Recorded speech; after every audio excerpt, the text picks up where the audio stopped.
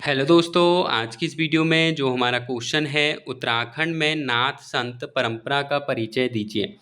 तो इस वीडियो में मैं आप लोगों को इस क्वेश्चन का आंसर बताने वाला हूं। इम्पोर्टेंट क्वेश्चन है, आपके एग्जाम में पूछा जाएगा, तो वीडियो को लास्ट तक देखिएगा।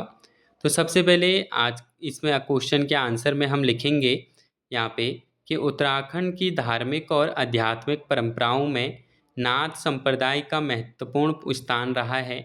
नाथ पंथ भारतीय साधना परंपरा का एक प्रमुख अंग है, जिसकी स्थापना का श्रेय गोरखनाथ को दिया जाता है। यह परंपरा योग, तप, हठ योग, साधना और आध्यात्मिक अनुशासन पर आधारित है।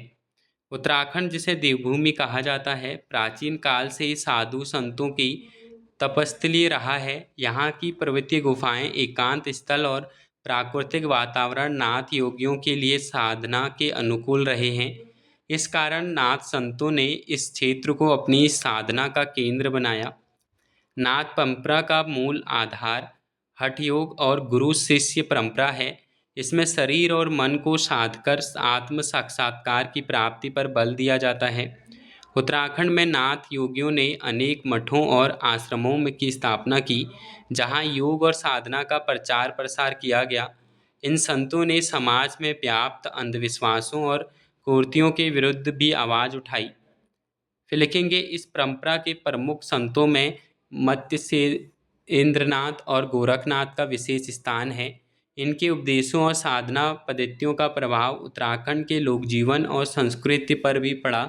यहाँ के लोकगीतों, कथाओं और मान्यताओं में नाथ संतों का प्रभाव स्पष्ट रूप से देखा जा सकता है।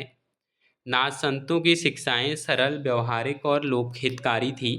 वे बाधा आडंबरों की अपेक्षा आंतरिक साधना पर बल देते थे। उन्होंने यह संदेश दिया कि ईश्वर की प्राप्ति के लिए कठोर तपस्या और आत्म संयम आवश्यक है, न कि केवल बाहरी कर्मकांड। उत्तराखंड में नाथ परंपरा का एक महत्वपूर्ण योगदान यह भी है कि इसने विभिन्न वर्गों और जातियों के बीच समन्वय स्थापित करने का प्रयास किया।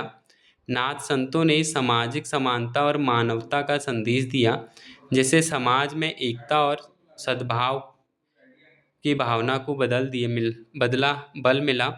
अतः कहा जा सकता है कि उत्तराखंड में नाथ संत परंपरा न केवल धार्मिक और आध्यात्मिक दृष्टि से ही महत्वपूर्ण है, बल्कि इसका सामाजिक और सांस्कृतिक प्रभाव भी अत्यंत व्यापक रहा है। यह परंपरा आज भी योग और साधना के माध्यम से लोगों को प्रेरित कर रही है। तो ये था हमारा इस क्वेश्चन का आंसर। मिलते हैं न्यू वीडियो में, तब तक के लिए बाय बाय।